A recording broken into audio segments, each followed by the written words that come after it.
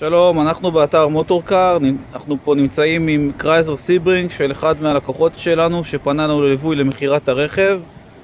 זהו קרייזלר סייברינג שנת 2009, האוטו יד שלישית מיבוא אישי, 93,000 קילומטר. המנוע פה הוא מנוע 3500 סמ"ק עם גג קבריולט בד. אפשר לראות שהאוטו עצמו ללא תאונות, יש לו שפשוף קטן בצד הימני.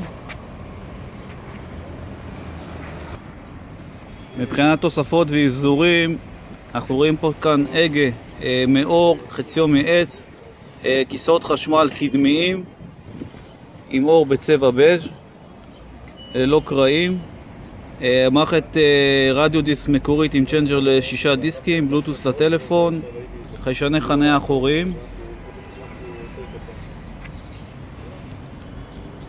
הרכב עצמו עם 4 מקומות. חלק האחורי של האוטו, זהו תא המטען של האוטו. כאשר הגג נמצא במצב פתוח אפשר לראות שנשאר מספיק מקום לציוד ומזוודות. עכשיו אנחנו רואים את הסגירה של הגג.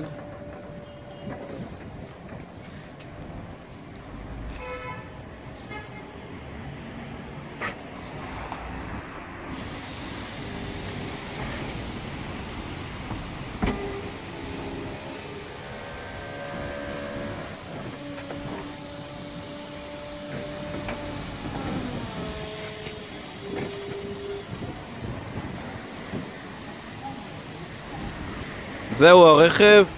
לפרטים אודות הרכב ולצפייה במודעות צפו בקישור בתחתית הסרטון. תודה ולהתראות.